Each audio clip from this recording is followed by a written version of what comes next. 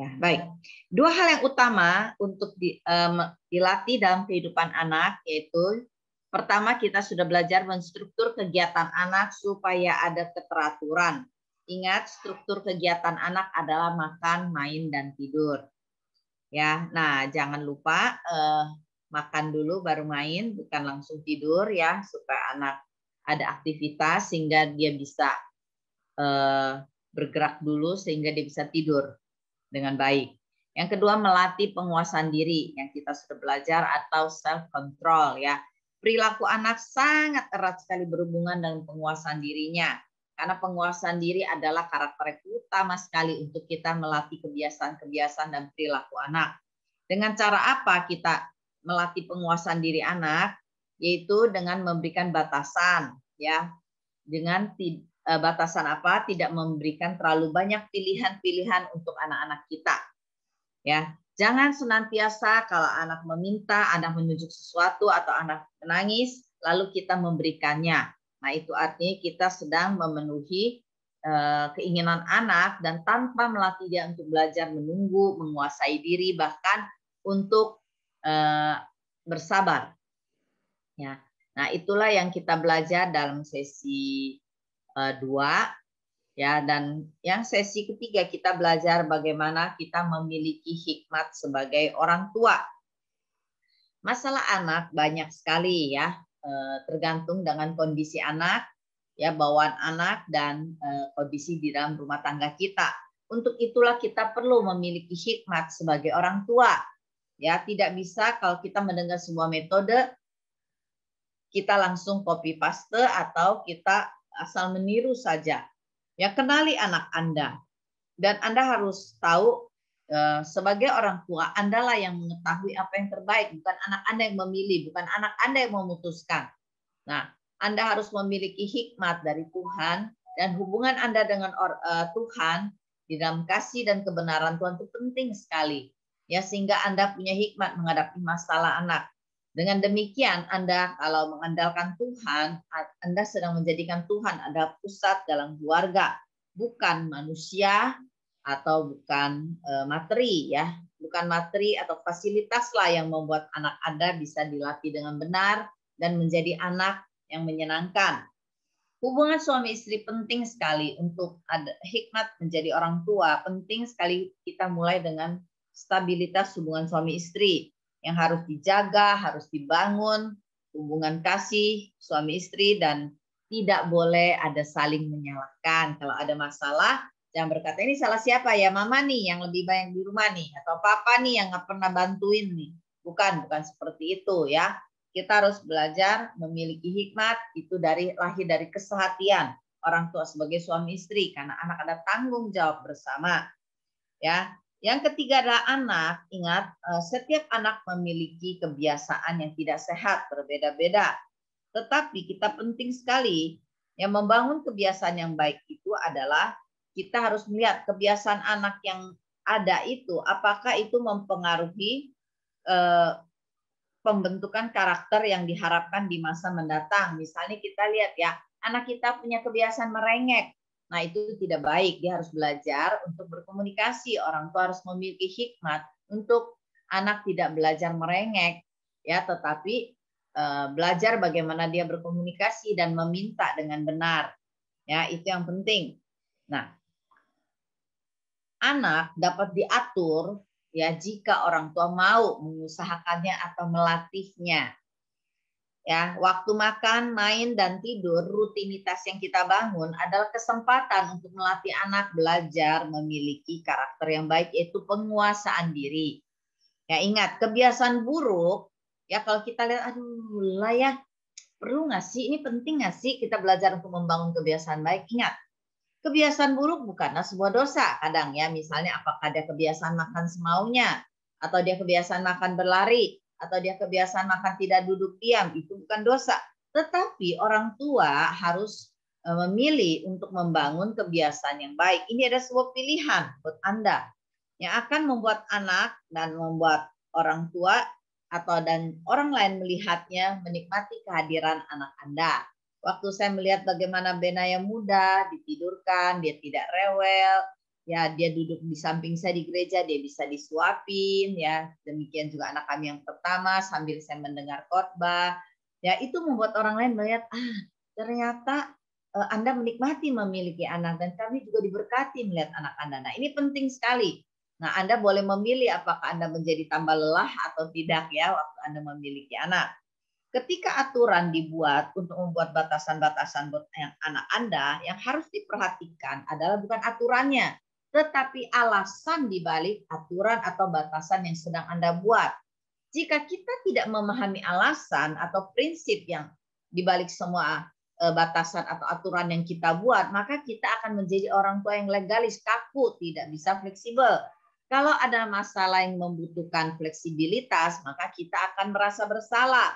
Ya, tidak demikian. Mendidik anak kita harus memerlukan batasan, aturan untuk mengatur dan melatih dia memiliki kebiasaan yang baik. Tetapi ya kita harus punya fleksibilitas kalau kondisi-kondisi tertentu membutuhkan penyesuaian. Tetapi ingat, fleksibilitas itu bukan terjadi tiap hari, itu hanya terjadi sesekali. Misalnya, dulu saya membuat rutinitas Senin sampai Jumat atau Senin sampai Sabtu, tetapi khusus untuk Sabtu atau Minggu ada kelonggaran ya karena jadwalnya berbeda, sesuaikan dengan jadwal orang tua. Nah, hari ini kita akan banyak masuk tentang sebuah karakter yang paling menarik. Apakah mungkin anak kita bisa taat sejak kecil? Ya, yaitu melatih ketaatan anak. Ya, banyak orang tua berpikir ini tidak mungkin, tetapi itu sudah sangat mungkin sekali bila kita ingin melatih anak kita dengan perilaku yang baik.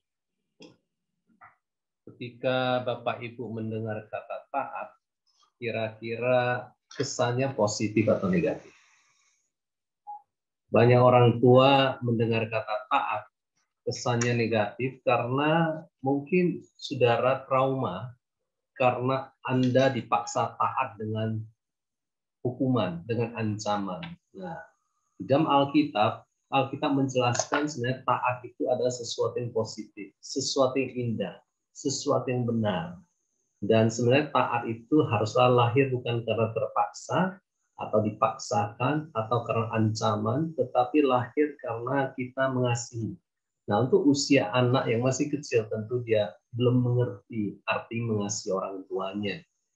Tetapi bukan berarti anak tidak dilatih untuk taat. Mengapa kita pakai kata melatih ketaatan? Karena ketaatan itu tidak bisa didoakan.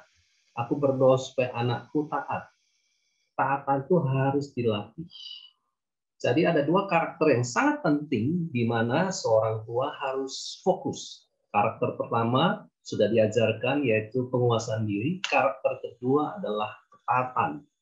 Nah, perhatikan apa yang kami tulis, bahwa ketika usia anak saudara di bawah 2,5 tahun, saudara tetap bisa berharap anak bisa taat.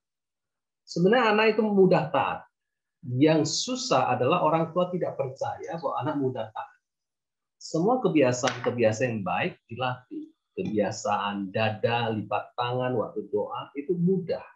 Ya, paling susah adalah gosok gigi karena enggak enak awalnya, tetapi sebenarnya orang tua lah yang harus berharap, harus mempercayai sebenarnya anak saudara itu bisa taat kalau saudara mengerti cara melatihnya. Memang usia di bawah 2,5 tahun, anak tidak mengerti mengapa dia harus taat. Walaupun dia nggak mengerti, proses melatih ketaatan perlu jalan terus. Nah, ketika anak sudah mulai berusia sekitar 2,5 tahun, 3 tahun, otaknya sudah berkembang. Nah, ketaatan itu juga haruslah disampaikan dengan alasan mengapa dia harus taat. Contoh, ketika dia disuruh mandi, ya toh, tentu kadang dia nggak mau. Tentu kita mulai berkata, mandi adalah supaya kamu bisa badannya bersih, ya, tidak kena sakit penyakit. Itu mulai diajarkan why-nya. Sampai satu titik, ketaatan itu menjadi sebuah warna. Warna artinya ya dalam hidupnya mayoritas dalam waktu hidupnya itu dia taat. Tentu kita sendiri sebagai orang tua kita mengerti bahwa ketaatan kita belum sempurna, nggak 100%.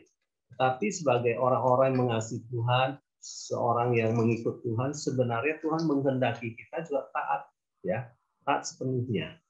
Walaupun kadang kita kurang taat atau tidak taat, kita tahu bahwa Tuhan maunya ke arah sana, kita berubah, kita belajar ke arah sana. Nah, konsep ketaatan ini sangat penting. Mengapa? Walaupun hari ini kami mengajar cukup panjang lebar, tujuannya adalah ketaatan itu tidak berhenti waktu kecil. Ketaatan itu terus bertumbuh, berkembang, sampai anakmu menikah suatu hari. Mengapa ketaatan sangat penting? Alasan pertama adalah ketaatan itu adalah sebuah perintah. Perintah Tuhan, bukan sebuah pilihan. Jelas sekali di dalam Efesus 6 ayat 1 dikatakan begini, hai anak-anak, taatilah orang tuamu di dalam Tuhan. Karena apa? Haruslah demikian. Kata harus adalah sebuah perintah. Jadi saudara harus yakin bahwa kalau Tuhan yang memberi perintah berarti itu penting. Kalau Tuhan tidak memberi perintah berarti itu tidak penting. Mengapa Tuhan memberi perintah? Ada kaitannya dengan ayat berikutnya nanti kita akan baca. Tetapi yang sebelumnya kita mau katakan bahwa kalau anak sudah tidak taat dan ketidaktaatnya terus-menerus menjadi warna hidupnya, itu ada sebuah pemberontakan, itu ada sebuah dosa. Jadi anak bisa tidak taat sekali, tetapi kalau berkali-kali dia tidak taat mendengar apa yang kita instruksikan atau perintahkan, hidupnya adalah hidup yang menentang otoritas orang tua. Dalam Perjanjian Lama, pendurhakaan di dalam 1 Samuel 15:23a dikatakan sebab pendurhakaan. Apa itu durhaka? Durhaka adalah anak yang tidak mau mengikuti, atau lebih tepatnya anak yang memberontak, rebellion. Ya, itu adalah sebuah dosa bertenung dikatakan. Nah, dosa bertenung, saudara, ada dosa yang sangat serius. Di dalam Perjanjian Lama, ketika seseorang ditemukan dia melakukan pertenungan, artinya praktek dukun, praktek peramal, gitu, apa yang menjadi hukumannya kalau ditemukan? Hukumannya adalah mati, saudara. Nah, dalam Perjanjian Baru kita mengerti bahwa sebenarnya dalam sisi bertenung itu berkaitan dengan roh jahat. Di sini ada sebuah gambar apa kaitan roh jahat dengan ketidaktaatan atau pemberontakan. Alkitab menjelaskan bahwa orang tua adalah otoritas atau bahasa lain adalah payung rohani, payung perlindungan terhadap anak. Nah, payung ini berguna untuk supaya melindungi anak mereka dari semua serangan-serangan kuasa gelap. Jadi sebagai orang tua, sudah harus yakin sudah ada payung rohani, payung perlindungan terhadap anakmu. Lewat doamu, lewat didikan, sudah melindungi mereka dari hal-hal yang jahat. Tetapi ketika anak keluar dari payung tersebut, caranya kapan keluar? Ketika dia memberontak. Ketika dia tidak mau taat lagi kepada orang tuanya, dia keluar. Akibatnya dia kena serangan. Biasanya bentuknya adalah sakit penyakit. Bentuk lain adalah apapun yang dia lakukan bermasalah. Oke. Nah, konsep ini perlu kita tekankan supaya sudah mengerti bahwa Anda melatih anak bukan hanya waktu kecil. Latihlah selama dia ada di bawah otoritasmu. Berikutnya adalah seperti yang saya katakan, taat itu perintah Tuhan. Nah, Efesus 6 ayat 22-3 ayat berikutnya adalah hormatilah ayahmu dan ibumu. Ini ada suatu perintah yang penting seperti yang nyata dari janji ini, supaya kamu bahagia dan panjang umurmu di bumi. Apa hubungannya Efesus 6 ayat 1 yang berkata taatilah orang tuamu hai anak-anak, dan Efesus 6 ayat 2 hormatilah ayahmu dan ibumu? Kaitannya begini. Kalau anak tidak taat, berarti dia tidak menghormati saudara sebagai otoritas yang datang dari Allah. Dalam 10 perintah Allah kepada Musa, ada satu perintah yang mengandung janji. Nah, Paulus, seorang rasul, mengutip kembali janji ini berkaitan dengan ketaatan. Dan dia berkata, kalau anak taat, dan itu adalah cara dia menghormati orang tuanya, dan apa yang akan dialami? Dia akan alami sebuah janji Tuhan, yaitu bahagia dan panjang umur. Jadi kalau saudara mau masa depan anakmu adalah masa depan yang cerah, masa depan anakmu adalah masa depan yang bahagia, masa depan anakmu adalah tidak kena COVID, panjang umur, apa yang saudara harus lakukan? Yang saudara harus lakukan adalah melatih dia untuk taat. Ada statement di kalimat merah itu. Sudah bisa lihat semuanya? Bolehkah kita baca sama-sama? 1, 2, 3. Tanggung jawab orang tua bukanlah membuat anak bahagia, tetapi melatih anak untuk taat sehingga janji Allah akan tergenapi dalam hidup anak Anda. Oke?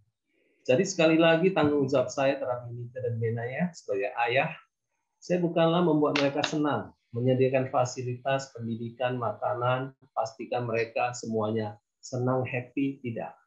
Tanggung jawab saya yang paling utama adalah bagaimana menolong mereka untuk mengerti bahwa papa mama ada, tujuannya adalah melindungi, mendidik, mengarahkan, dan bagian mereka adalah mengikuti, menghormati, dan melakukan. Pasti mereka akan bahagia dan berhasil dalam hidup mereka.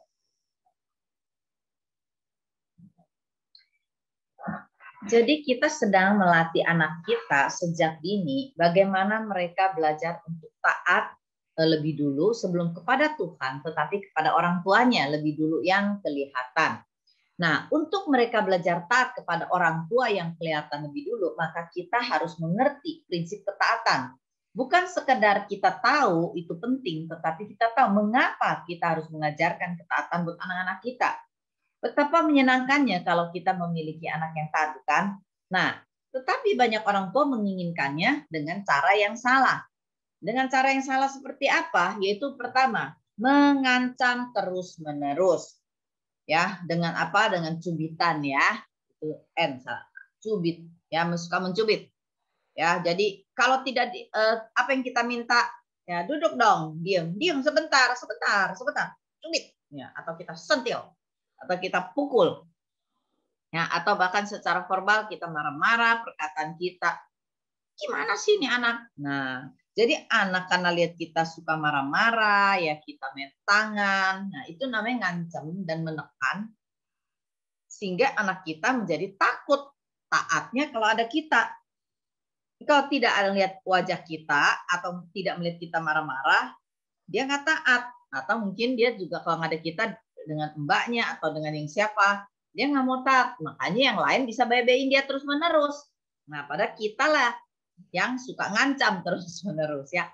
Yang kedua yaitu ketaatan yang kita lakukan dengan cara yang salah. Kita pikir mungkin anak kita taat, tapi ternyata ketaatan yang kita lihat itu ada hasil dari sogokan. Ya, jadi kita kalau misalnya kita panggil dia sini, nah, nih ambil ini, ya, dia nggak mau nih, ya, terus kita bilang nih, ada kerupuk mau atau enggak, dia datang, nah kita lakukan karena menyogok, jadi sebetulnya kita menyogok untuk ganti ketaatan, ya ini yang berbahaya, ya makanya tidak ada hadiah dia tidak mau taat. Hadiah boleh diberikan, tapi bukan membuat untuk dia jadi taat, ya bukan dijanjikan di awal untuk sebuah keinginan kita yang dipenuhi, tetapi untuk sebuah karakter yang baik, nah untuk sebuah hasil yang baik kita boleh memberikan dia hadiah, ya jadi ketaatan yang lahir dari hadiah itu tidak baik sekali, ya itu ketaatan yang palsu. Ya, nah, yang ketiga, ketaatan yang diperoleh dengan cara yang salah adalah negosiasi di tengah konflik. Ya, banyak orang tua yang sesungguhnya tidak bisa tegas, akhirnya negosiasi supaya anaknya memenuhi keinginan orang tua atau harapan orang tua untuk makan, selesaikan makanannya, ya, atau dengan manipulasi atau suka dengan kebohongan ya. Gitu loh, makan ya ini kerupuk, nah pas dia lihat kerupuk kita kasih nasi atau kita kasih dia makin banyak mainan, ya kita kasih dia macam-macam supaya dia ingin melakukan apa yang kita minta dia lakukan. Nah itu yang disebut ketaatan dengan cara yang salah, ya jadi anak-anak tidak heran taat karena dapat sesuatu atau karena dia dibohongi, ya atau Kita bilang ada apalah, kita bilang ada iblis lah, ada setan lah, atau kita bilang ada dokter, ada polisi tuh ya. Tuh, kita takut-takutin dia. Nah, itu hal-hal yaitu yang disebut dengan ketaatan yang palsu. Tidak heran ketaatan yang dilahirkan adalah bukan ketaatan yang sesungguhnya. Nah, tentu saja Anda semua menginginkan anak yang taat, kan? Ya, untuk itu maka kita harus melatih anak kita. Yang pertama, kita akan memulai komunikasi yang benar. Cara melatih ketaatan dan pembentukan karakter itu harus dimulai dari komunikasi yang benar. Ya, apa yang dimaksud komunikasi yang benar? Mari kita lihat. Segala sesuatu yang kita minta anak kita lakukan adalah perintah sifatnya. Seperti kita melakukan perintah-perintah Tuhan dengan kasih, dengan kerelaan, bukan dengan paksaan. Bahkan kita tidak bisa manipulasi Tuhan. Ya, kita tidak bisa bohongi Tuhan. Nah, anak kita seperti apa supaya dia bisa taat dengan benar? Ya, penting sekali kita harus mulai dengan perkataan perintah kita, cara kita komunikasi dengan anak kita harus benar. Saya minta para orang tua sungguh-sungguh memperhatikan apa yang akan saya sampaikan dalam beberapa poin ini, karena ini sangat penting untuk melatih ketaatan anak. Yang pertama, mengharapkan respon langsung dan lengkap sesuai dengan apa yang Anda maksudkan. Artinya, waktu Anda memberikan perintah kepada anak Anda, maka Anda harus harapkan respon itu langsung dan sesuai. Ya, karena apa? Sasaran yang ingin kita capai adalah anak taat pada perintah pertama. Taat langsung tanpa menunda, tanpa mengeluh. Apa arti mengharapkan respon langsung? Yaitu dia melakukan pada perintah yang pertama, tidak menunda, tidak mengeluh. Ya, ini suka kita sebutnya dalam bahasa Inggris first time obedience, ya, ketaatan pertama. Ya, banyak kali orang tua melatih anak itu manggil berapa kali? Kan anak menjawab bisa 3 kali, 4 kali, 5 kali. Kenapa tidak, kalau kelima kali bisa lakukan, kenapa tidak 1 kali? Nah, ini menarik. Waktu anak kami yang kedua, Benaya, waktu umur 10 bulan atau waktu dia umur 11 bulan, dia sudah cukup jalan sudah mulai lancar. Nah, disitulah saya melatih dia, yaitu mengharapkan dia sekali saya panggil, dia harus bisa menjawab. Kalau saya memanggil, Benaya, dia harus menjawab, dia harus berbalik menghadap ke saya. Nah, ini yang disebut ketaatan pertama. Nah, bagaimana cara saya melatihnya? Saya ingat sekali waktu itu dia mulai berjalan, saya melepaskan dia bermain bersama dia. Ingat, kalau melatih karakter anak jangan waktu konflik, ya, tetapi waktu dan kegiatan anak. Nah, apa yang saya lakukan waktu dia mulai berjalan? Waktu dia berjalan, saya lepaskan dia untuk bermain bola, begitu ya, dia mengambil bola. Nah, saya langsung memanggil dia, ya, Benaya, kemari, Benaya, kemari. Sekali, jangan panggil Benaya, kemari, Ben, kemari, sini kemari. Itu bukan melatih atau mengharapkan ketaatan langsung. Waktu saya memanggil Benaya, kemari. Nah, waktu dia tidak melakukannya, apa yang saya lakukan? Waktu saya melatih dia, saya angkat dia, saya bawa dia, saya gendong dia ke hadapan saya taruh di pangkuan saya. Ya. Setelah itu saya bermain dengan dia dan saya memegang pipi dia dan saya memeluk dia, ya. Lalu saya berkata, itu bola. Oke, main lagi, Ben. Ya, lalu dia lepas dari pangkuan saya, dia jalan lagi. Waktu dia jalan, saya panggil lagi, Benaya, kemari. Ya, dia melihat saya, dia nggak mau. Dia melihat, tapi dia tidak mau datang pada saya.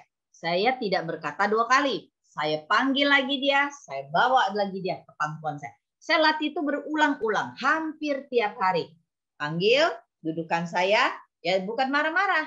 Dengan tersenyum, saya bilang, good, ya duduk. Lalu dia pergi lagi, panggil lagi sampai akhirnya. Dan proses latihan itu setelah lewat hampir 1 minggu, sekali saya panggil, Benaya sudah mengerti. Kalau saya panggil 1 kali, dia harus langsung datang. Ya, Benaya kemari. Berarti Benaya dia langsung balik kepada saya. Dan saya katakan kemari, berarti kemari. Berarti artinya kemari. Nah, itu yang disebut ya ketaatan lewat instruksi pertama. Ya, ini bukan didapatkan langsung. Banyak orang tua tidak cukup sabar mengharapkan respon langsung. Misalnya, waktu dia duduk makan, ingat dalam proses rutinitas kita mengajarkan anak kita. Waktu dia makan duduk, ya, waktu dia saya suapin, dia bergerak tangannya, dia pukul meja, misalnya saya berkata apa? Tangan yang rapi, Ben. Nah, ya dia harus taati. Yang rapi itu apa? Saya taruh tangan dia, saya pegang di atas meja, makan kursi tinggi dia, saya taruh. Good, saya bilang ya. Good, bagus. Ya taruh begitu. Nah itu berarti berulang-ulang sehingga setiap kali makan, ya itu yang saya latih dan itu juga kira-kira seminggu latih sampai dia mengerti kalau saya sebut tangan yang rapi waktu makan itu seperti apa. Ya, jadi waktu kita proses melatih itu ada berulang-ulang dan instruksi kita jelas. Ya, tangan yang rapi, kemari.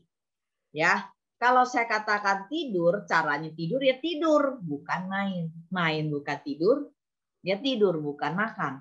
Nah, makan bukan main. Nah, ini kita harus mengharapkan respon langsung ya kepada anak kita.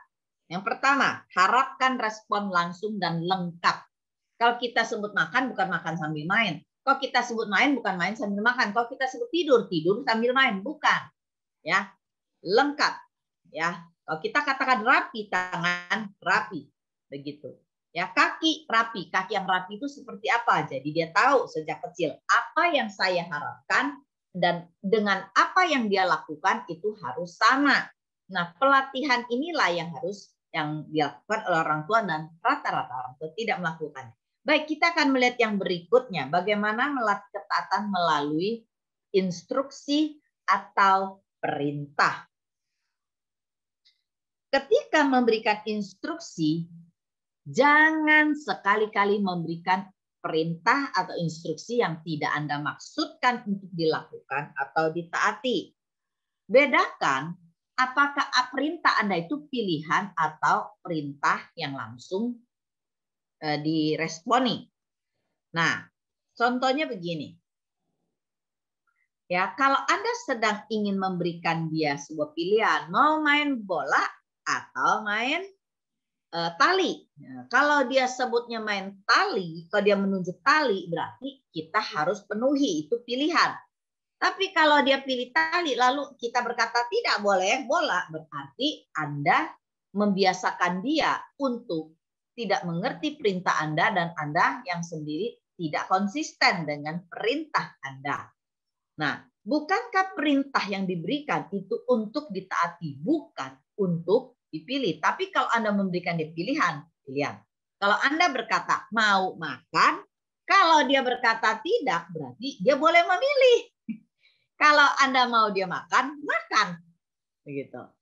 Ya, banyak orang tua memberikan pilihan tapi maunya dia yang memilih orang tua. Padahal Anda yang memberikan anak Anda pilihan. Nah, itu yang tidak benar. Ya, sarana penolong untuk melatih anak Anda mentaati perintah Anda adalah memberi kita jawaban ya. Ya, dengan matanya melihat. Nah, orang tua waktu Anda mengajak anak Anda bicara untuk ditaati, mereka harus menjawab ya, ma, ya, pa, gitu ya, angguk atau ya, ma. Tapi matanya harus dilatih untuk melihat kita. Samakan tinggi mata Anda dengan dia kalau Anda mengharapkan dia untuk menunjukkan ketaatan dia yang lahir dari hati dia. Ya, jadi kita harus mengerti banyak orang tua asal bicara bahkan tidak melihat mata anak Anda. Mungkin Anda melihat handphone Anda melihat laptop Anda, tetapi waktu Anda bicara pegang wajahnya, mau ya tidur, kalau mau atau tidak berarti kalau dia jawab tidak. Karena Anda bertanya. Jadi perintah Anda harus dibedakan. Apakah itu perintah, pilihan, atau pertanyaan? Ya, anak-anak Anda harus dilatih untuk mengerti kalau Anda sedang memberi pilihan, memberikan perintah langsung ditaati, atau memberi pertanyaan yang bisa dijawab ya atau tidak. Ya, kalau itu pertanyaan ya atau tidak, berarti anak Anda tidak harus mentaati Anda. Dia boleh memilih ya atau tidak. Nah, biasakan untuk bicara dengan anak Anda, pegang wajahnya. Kalau Anda mau serius dengan dia, lihat matanya, ya, dan berbicaralah dengan senyum, dengan tenang, tidak dengan marah-marah. Ya, ini penting sekali. Misalnya, mau disuapin mama atau papa. Kalau dia berkata papa, Anda tidak boleh marah kalau dia menunjuk kepada papanya. Kalau Anda mau suapin, Anda yang memilih. Kalau Anda memberi perintah, oke, makan sama Mbak sekarang, ya. Udah selesai. Jangan memberikan dia sebuah pilihan kalau itu yang Anda inginkan. Sekarang mandi. Nah, mandi. Jangan sekarang mandi, dia berkata tidak, lalu Anda berkata, oke, main dulu. Berarti Anda tidak konsisten. Ya, perintah adalah untuk ditaati. Makanya sampai hari ini, kalau saya memanggil anak saya dengan satu kali saya bicara, Benaya, mereka langsung menjawab. Tidak 2-3 kali. Kenapa anak Anda menjawab 2-3 kali? Karena Anda berubah-berubah. Anda tidak mengharapkan satu kali dijawab. Ya, nah itu yang terjadi. Makanya sebagai orang tua kita harus memberikan sebuah perintah yang jelas, yang mana ditaati, yang mana dipilih, yang mana jawab ya atau tidak. Ya, penting sekali apalagi Anda menghadapi anak-anak 4 tahun ke bawah. Ya, mereka bisa memanipulasi Anda juga kalau Anda tidak tegas dan jelas. Ya, misalnya kalau Anda melihat anak Anda tidak jelas, Anda pegang kepalanya, wajahnya dengan senyum Anda berkata, sekarang tidur. Mengerti? Ya? Nah, gitu. Jadi Anda harus meyakinkan bahwa mereka mengerti perintah Anda, mereka berjalan dengan koheren ya, dengan apa yang sejalan dengan apa yang Anda harapkan. Nah, masa-masa pelatihan ini penting sekali untuk menentukan anak Anda mengerti siapa yang harus ditaati, siapa yang melatih saya, siapa yang harus saya menundukkan diri. Nah, makanya saya mendorong para orang tua, saya memberikan PR, ya. Nah, perkenalkan kata tidak atau jangan pegang atau kemari sebagai perintah pada anak Anda supaya ia taat langsung. Kalau saya berkata tidak kepada anak Anda, saya tidak akan mengubah menjadi ya. Ya, kalau Anda banyak berubah, kalau sesekali bisa salah orang tua. Tetapi kalau sering kali berubah dari ya jadi tidak jadi ya, anak bingung. Lama-lama dia berkata itu tidak penting perintah Anda. Jangan pegang, itu penting. Kalau lagi makan, anak saya mau memegang piringnya waktu masih kecil atau dia mau memegang piring saya, itu yang saya katakan, jangan pegang. Ya. Ini piringmu, ini piring mama. Ya, jadi waktu kami makan bersama sudah biasa anak-anak kami masih kecil sekalipun untuk dia tidak mengganggu piring orang lain atau jangan pegang, ini mama punya, ini kamu punya. Ya, kemari adalah kemari, bukan lari. Kalau kita berkata kemari, dia lari, berarti dia tidak pernah dilatih untuk mengerti perintah Anda. Ya, jadikan perintah Anda itu memanggil anak sebagai sebuah permainan yang menyenangkan. Ya, kadang waktu kami bermain, saya melatih perintah ketaatan tuh waktu bermain sesuatu dan dia harus ikuti perintah saya. Seperti tadi saya katakan main bola, bergantian, dia harus taat. Tidak, ini kakak, giliran kakak, ini giliran papa, ini giliran mama. Ya, jadi ini penting ya kalau Anda ingin mengharapkan ketaatan, mulailah dari kegiatan rutinitas Anda sehari-hari yaitu waktu makan, main, dan tidur. Ya, kegiatan itulah melatih karakter ketaatan anak sejak dini. Ya, nah kalau kita mengerti hal ini, ya kita akan bergerak yang ketiga. Orang tua dalam melatih ketaatan yang benar itu harus konsisten dengan perintah untuk semua keadaan. Misalnya begini, kalau Anda berkata di rumah Anda dia harus membuang sampah, ya kadang kita latih anak kita buang sampah ya. Sama perintah di rumah dengan perintah di rumah orang lain sama. Kalau Anda di rumah melatih dia mengetuk pintu, ya panggil mengetuk pintu kamar, di rumah orang lain juga. Ya, meminta izin di rumah, meminta izin di rumah orang lain. Ya, jadi melatih anak Anda harus konsisten, semua keadaan sama. Ya, di rumah, di mall, tidak boleh sembarangan pegang. Jangan pegang ini, jangan pegang itu, nanti semua barang dipegang sama dia. Banyak anak-anak kenapa kau rumah seseorang, dia bisa bikin pusing rumah orang lain. Atau bahkan kalau sudah masuk rumah orang lain takut kalau anak kita datang karena rumahnya bisa berantakan. Ya, atau barang ada yang pecah. Kenapa?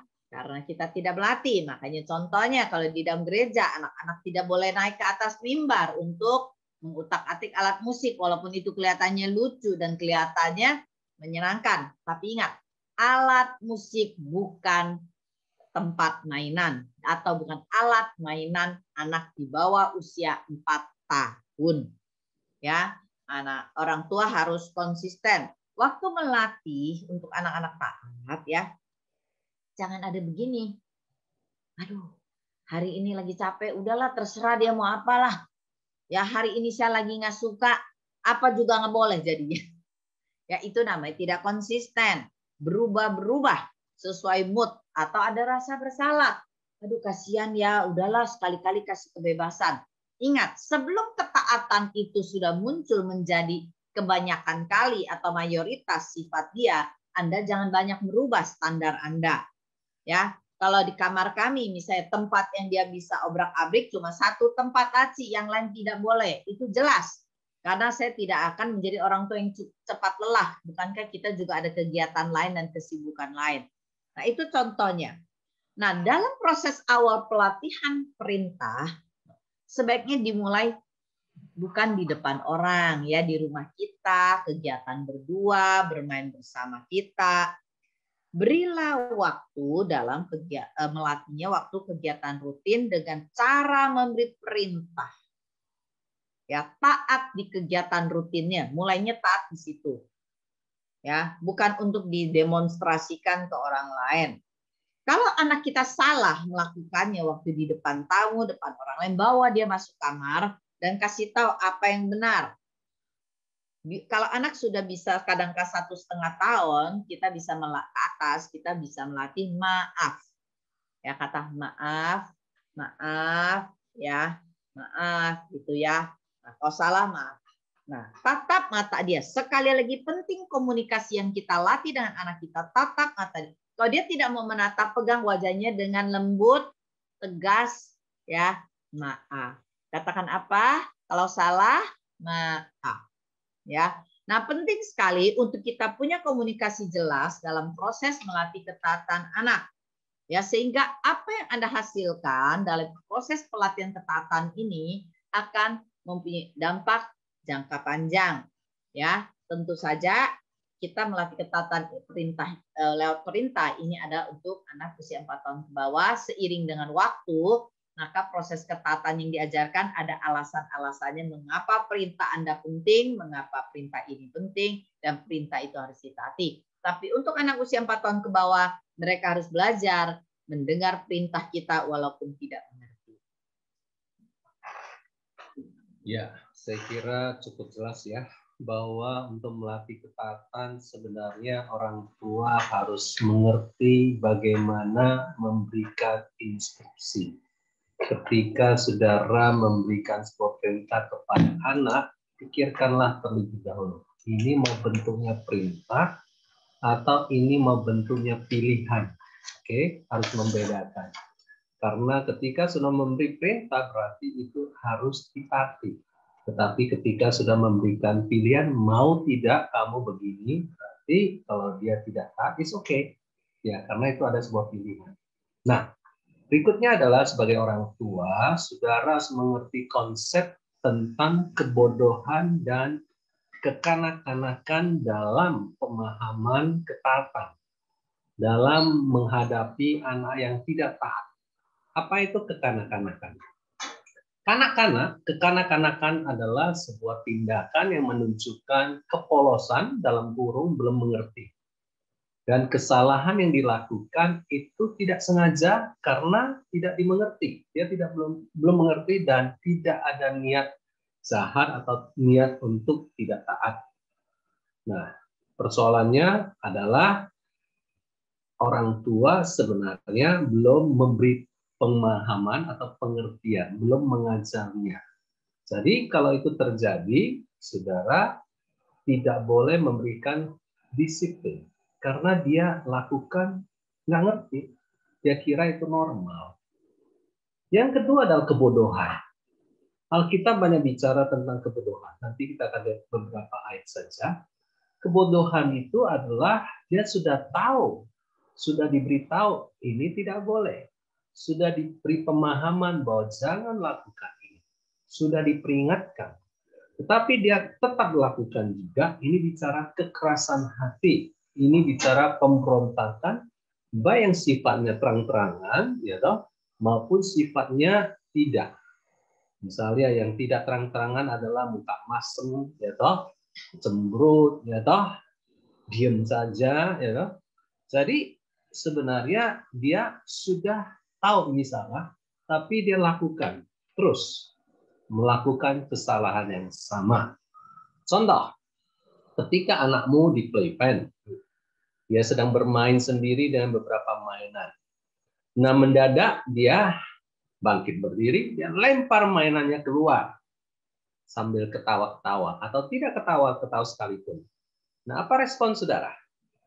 Apakah respon saudara adalah ini ada sebuah ketidaktaatan yang sifatnya kekanak-kanakan atau kebodohan? Saudara mengerti kalau dia lempar keluar mainan dan membuat berantakan, saudara udah kasih tahu dia belum? Nah, apa yang saudara lakukan kalau dia belum tahu? Saudara berkata, no, tidak. Bawa lagi mainan dilemparkan, taruh di playpen-nya, dan katakan, tidak boleh membuang mainan. Oke. Setelah itu, beberapa menit kemudian dia lempar lagi. Saya kira saudara bercanda, atau pemahamannya nggak dapat. Saudara berkata, no, tidak boleh. Lempar mainan keluar. Terus beberapa menit kemudian dia lempar lagi. Nah, disitulah ini adalah sebuah kebodohan. Tadinya masih kekanak-kanakan. Apa yang harus lakukan? Kalau saya dulu, saya akan angkat anak saya, dia tidak boleh main lagi, dan saya dudukkan dia di kursi makan, kursi tinggi, duduk tenang di situ, dan dia nggak nyaman di situ. Tentu saya harus ikat pinggangnya dengan kursi makan, biasa ada pengikat pinggangnya untuk pengamannya.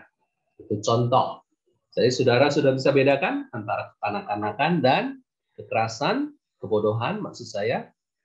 Jadi saudara, ini pernyataan kita. Bila anak Anda melakukan kesalahan, hal pertama yang Anda harus lakukan adalah mempertimbangkan apakah kesalahan ini adalah kekanak-kanakan atau kebodohan. Bila ini kekanak-kanakan, Anda harus melatihnya dan tidak mengulang kesalahannya. Tapi kalau bila itu ada kebodohan, disitulah tindakan harus dilakukan. Yang pertama tindakan apa? Kata-kata peringatan. No, tidak boleh. Ya, memberikan penekanan kepada suaramu.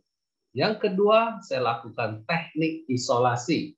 Saya menaruh dia di kursi makan tinggi, itu adalah isolasi. Atau juga menaruh anak kita di kamar, itu adalah teknik isolasi, mengasingkan dirinya. Atau kalau di sekolah-sekolah suka memakai teknik isolasi adalah berdiri di depan tembok, menghadap tembok. Nah, mengapa teknik ini cukup bisa kita lakukan? Karena itu menolong anak untuk berpikir apa yang dia lakukan itu salah. Tetapi orang tua tidak boleh lakukan teknik isolasi itu dengan cara apa? Memasukkan dia di kamar dan dikunci dari luar. Nggak boleh dikunci. Apalagi memasukkan anakmu ke gudang, matikan lampu, gelap gulita di situ demi apa? Membuat dia bertobat, tidak boleh. Apalagi saudara menakut-nakutin dia di depan pintu yang sudah terkunci dan mati lampunya, aum aum, ya, suara singa itu nggak boleh juga. Jadi sekali lagi kita tidak mau membuat anak kita trauma, takut dikurung. Oke. Sekali lagi, ketaatan itu tidak boleh lahir karena takut. Tindakan yang ketiga yang cukup efektif Nah, ini saudara perlu pelajari ya, karena orang-orang Indonesia kadang jarang melakukan teknik ini. Itu yang disebut kehilangan hak atau kesempatan atas sesuatu terutama yang dia sukai. Misalnya, tadi saya melakukan teknik isolasi, kemudian dia kehilangan waktu bermain. Saya tunggu dia tenang, saya kembalikan. Kalau dia lempar terus, ya toh, dia bisa jadi tidak lagi boleh main selama 2 hari. Ya, tidak boleh main mainan yang dia sukai. Misalnya kereta api, mobil-mobilan, masak-masakan. Kita kasih tahu dia, 2 hari kamu nggak boleh main. Jadi itu kadang sangat menyakitkan buat anak karena dia sukai. Hari-hari ini saya kira anak di atas 2 tahun sudah ada screen time. Ya, screen time adalah lihat layar baik laptop, televisi maupun handphone. Nah, kehilangan hak untuk menonton ya toh, adalah sesuatu yang sangat menyakitkan. Dulu anak saya nggak boleh nonton film kesukaan dia waktu dia sudah di atas usia 2 tahun ke atas. Filmnya adalah Thomas and Friends, kereta-keretaan api. Jadi, saudara, teknik itu sangat baik untuk dipakai. Yang berikutnya adalah ada situasi di mana terjadi masalah tentang keamanan, ya toh? Bagaimana kita harus memukul ringan tangannya yang sudah mengarah kepada colokan listrik, ya toh, ke kompor. Kita enggak bisa lagi melakukan sesuatu yang sifatnya bicara atau ini lakukan yang sifatnya langsung mengagetkan dia. Tetapi ini bukan pukulan keras, pukulan ringan tentunya. Pakai apa? Ya bisa pakai tangan saudara. Memang pengajaran kita berkata bahwa Anda tidak boleh pukul dengan tangan. Oke, jelas. Tapi situasi emergency yang menyangkut keselamatan darurat itu diizinkan. Sekali-sekali, tentu tidak tiap hari darurat ya. Oke, berikutnya adalah tongkat didikan. Nah, saya akan jelaskan lebih jauh tentang tongkat didikan sebentar lagi. Tetapi apapun yang kami ajarkan kepada saudara, tujuan tindakan koreksi ini punya satu tujuan. Bukan membuat anak takut, bukan membuat anak menangis, tetapi membuat hati anak berubah. Katakan, hati anak saya berubah. Amin, saudara? Nah, kita mau bicara lebih jauh tentang tingkat disiplin, tingkat teguran, tingkat konsekuensi yang perlu dialami. Jadi seorang yang pukul adiknya atau kakaknya itu adalah pelanggaran berat. Tapi seorang anak yang mengambil mainan adiknya atau kakaknya itu ada pelanggaran ringan. Dan berapa sering dia lakukan itu yang disebut frekuensi pelanggaran dalam periode tertentu. Jadi sudah harus perhatikan bahwa anakmu itu melanggar terus-menerus sehari bisa 5 kali, 6 kali. Kalau itu pelanggaran frekuensinya tinggi, berarti sebenarnya dia belum merasakan akibat daripada pelanggaran itu. Berarti apa yang saudara lakukan, tindakan koreksi saudara selama ini tidak kena di hatinya. Terlalu ringan, tidak membuat dia susah hati atau merasa kesakitan. Oke? Jadi, untuk frekuensi yang sering terjadi, koreksinya jauh lebih berat. Tapi yang jarang terjadi, sesekali, ya toh, berarti mungkin dia tidak bermaksud demikian. Jelas ya? Pertimbangan pertama. Pertimbangan kedua, seperti saya sudah katakan, jenis pelanggaran itu berat atau ringan. Dan alasan, apakah ketika dia memukul adiknya atau kakaknya, itu dia sedang membela diri, atau dia sedang rebutan mainan, ya toh, atau dia sedang digoda, sudah harus perhatikan. Ya kan? Yang ketiga adalah konteks kejadian.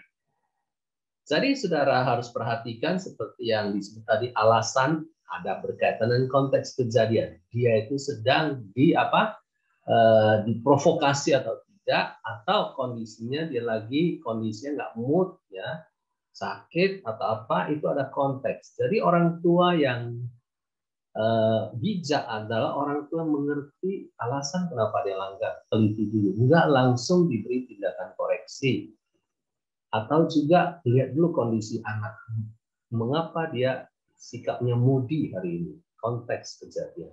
Yang keempat, menyangkut umur, tentu anak yang masih kecil, bayi, saudara jangan taruh terlalu berat, gitu. Tingkat apa misalnya lamanya ia diisolasi, mungkin sekitar 5 menit cukup, ya. Sedangkan umur yang lebih besar 4 tahun, kalau mau lakukan teknik isolasi bisa lebih panjang, 10 menit. Dan wanita jenis kelamin, dia perempuan atau laki, itu juga mempengaruhi. Kadang untuk yang perempuan tinggal di mata kita menyoroti atau mata kita menunjukkan rasa tidak senang, dia sudah ngerti. Tapi yang pria mungkin dia harus diomongkan dengan teguran keras, baru dia mengerti. Jadi sekali lagi sudah harus kenali anak saudara, jenisnya seperti apa, dan juga kenali level atau tingkat pelanggarannya serius atau tidak serius. Nah, itu menjadi sebuah bahan pertimbangan sebelum sudah lakukan 4 koreksi tadi. Yang pertama apa? Kata-kata peringatan, yang kedua apa? Isolasi, yang ketiga apa? Kehilangan hak, yang keempat, yang terakhir yang disebut tongkat didikan. Nah, sebelum kita lanjutkan soal tongkat didikan, ketika sudah memikirkan apa yang perlu dilakukan terhadap anakmu yang melanggar atau tidak taat, saran kita ada 2. Orang tua harus tenang. Segala sesuatu yang lahir dari ketidaktenangan atau emosi itu tidak baik. Anak itu menangkap marahnya orang tua daripada menangkap hatinya orang tua. Jadi kalau ditanya anak-anak, papa mama itu gimana? Wah galak, wah itu jahat. Mereka nangkapnya sesuatu yang sifatnya lahiriah, karena ketika kita lakukan tindakan koreksi, kondisi mood kita tidak baik, emosi, marah. Jadi jangan dalam kondisi marah sudah memberikan tindakan koreksi. Yang kedua, berhikmat. Berhikmat artinya apa? Ada hal-hal yang sebenarnya kita tahu secara teori begini, tetapi Tuhan memberi hikmat, ternyata nggak masuk itu cara. Harus tanya lagi, Tuhan gimana cara yang paling baik buat anak saya seperti apa? Ini kita tidak bisa ajarkan, karena saudara percaya kepada Tuhan, Tuhanlah yang memberi hikmat. Oke? Kadang saya sebagai orang tua, saya harus hati-hati memberikan koreksi. Kadang saya lihat, ini kelihatannya pada waktu ini tinggal saya bicara, kamu duduk di sana, diam sebentar, papa akan bicara dengan kamu, duduk di situ. Buat dia itu sesuatu yang menunjukkan bahwa papa ingin serius bicara kesalahannya. Yang kedua adalah tegas dan mantap. Orang tua haruslah memiliki ketegasan. Jadi jangan sampai tangisannya meluluhkan hatimu, ya. Karena ketika anak nangis karena dia tahu konsekuensi dari pelanggarannya, dia pasti nangis. Tujuan dia nangis adalah untuk mendapatkan belas kasihan. Boleh kalau saudara hari itu luluh, ya nggak jadi. Tetapi kalau itu menjadi warna, dia udah tahu senjataku yang terbaik adalah nangis, nangis kencang, nangis menjerit, tujuannya supaya disiplin yang mau dilakukan papa mama batal. Oke, mengerti maksud saya? Tegas dan mantap. Ya, jadi waktu kita ingin memutuskan tindakan koreksi pada anak, ingat Anda juga harus penting untuk melihat dalam konteks, ya. Konteks artinya apakah arti kita harus peka sebagai orang tua, apakah ini penting didisiplin atau ada masalah lain, ya. Apakah anaknya sedang badannya tidak enak, ya biasa ya, misalnya kadang sakit, ya kita nggak tahu, dia jadi nggak mau taat, dia jadi sangat rewel begitu ya, atau dia kelihatan jadi mendadak malas begitu. Nah, ini penting sekali hikmat ya, orang tua harus peka dan melihat konteks kejadiannya kenapa, apakah ini menjadi sebuah warna dia setiap hari seperti itu. Ya, tegas dan mantap artinya orang tua kalau berbicara lagi sedang kita mengkoreksi anak, Anda harus serius. Wajah Anda bukan wajah sedang bercanda, wajah Anda bukan sedang mengajak dia bermain, Anda terjebak dengan kelucuan anak, Anda terjebak dengan kepandaian dia, Anda mengagumi cara dia menghindari, cara dia berkata. Sebagian anak kecil, ya mereka itu pandai bicara, pandai mengambil hati. Nah itulah kita harus hati-hati, tegas dan mantap, dan kita tahu apa yang kita sedang tuju. Anak kita nggak boleh menipu kita. Ya, kita harus melihat kondisi hati anak kita, apa yang ada dalam pikiran anak kita. Kita harus lebih bisa membacanya. Ya, kalau tidak maka Anda tidak akan bisa mendidik anak Anda. Anak Anda malah akan mendidik Anda, ya, dan akan menjadi pusat dalam keluarga. Ya, saya berdoa supaya waktu Anda mendengar ini, Anda bisa melihat sebagai orang tua yang peka dan punya hikmat Tuhan. Sekali lagi, tujuan disiplin atau tujuan koreksi anak adalah supaya dia tidak hidup dalam ketidaktaatan. Ya, sekali lagi kami ingatkan Bapak Ibu, tanggung jawab kita orang tua bukanlah membuat anak senang terus, ya, bahagia terus, tetapi kalau salah, segeralah lakukan sesuatu yang mengoreksi hatinya supaya tidak lagi mengulang terus. Selama masih dia kecil, mudah dibenarkan hatinya. Kalau sudah remaja jauh lebih sulit. Nah, banyak orang tua tidak mau memberi disiplin kepada anak, tidak mau melakukan tindakan koreksi kepada anak dengan berbagai alasan. Nah, kalau saudara lihat gambar ini, kami membagikan ada 4 jenis orang tua. Orang tua pertama yang saya sebutkan tidak mau adalah jenis orang tua permisif. Apa itu permisif? Kasihnya besar. Kalau saudara lihat garis horizontal plus di situ, itu kasihnya besar, ya toh. Tetapi vertikalnya adalah disiplin. Disiplinnya negatif. Apa arti permisif? Pemboleh. Semuanya boleh. Orang tua saya adalah tipe permisif, sehingga kita lahirlah anak-anak yang tidak tahu banyak soal aturan, ya toh. Nah, hari ini apakah saudara adalah orang tua permisif? Cirinya apa? Tidak tega, tidak ada koreksi, ketika anak salah, takut anak menangis. Jadi kalau sudah lanjutkan pola parenting style atau pola pengasuhan ini, akibatnya adalah sudah terperangkap terhadap jenis yang kita sebut child-centered parenting. Jenis orang tua yang kedua adalah seberangnya, ya. Dia kasihnya sangat sedikit, disiplinnya luar biasa. Itu kita sebut otoriter. Orang tua yang selalu menuntut harus taat tanpa pernah menunjukkan bahwa dia sayang kepada anak. Anak bisa merasakan kasih orang tua, kehangatan mereka, kesabaran mereka mau berdialog. Nah, apa yang terjadi orang tua otoriter? Sering sentil, cubit, bentak, tidak sabar terhadap anak. Apakah saudara adalah jenis yang kedua, orang tua yang otoriter? Baik orang tua otoriter maupun permisif, perhatikan. Mungkin sudah melakukan pola didik anakmu berdasarkan treatment, perlakuan dari orang tuamu sebelumnya. Bisa terjadi engkau meneruskan pola itu kepada anakmu. Jenis yang ketiga adalah tidak peduli. Nah, ini malah paling paling nggak benar. Tidak ada disiplin, tidak ada kasih. Orang tua ini disebutnya orang tua tidak mau repot, tidak mau susah. Dia lebih senang urus urusan luar, kerja, karir, bisnis dari urus anak. Ya, akibatnya apa? Dia serahkan tanggung jawab sepenuhnya kepada orang lain. Ya, gaji banyak suster. Saudara dengar baik-baik, anakmu adalah pemberian Tuhan. Sebagai pemberian Tuhan untuk hari pernikahanmu, sudah harus tanggung jawab. Jangan menyesal ketika anakmu bertumbuh tidak sesuai dengan apa yang kau harapkan. Uang tidak bisa membeli ketaatan. Uang tidak bisa membeli kasih. Apapun kekayaan kita sebagai orang tua, kalau anak berperilaku tidak baik, kadang kita bisa menangis ketika mereka sudah remaja, SMA.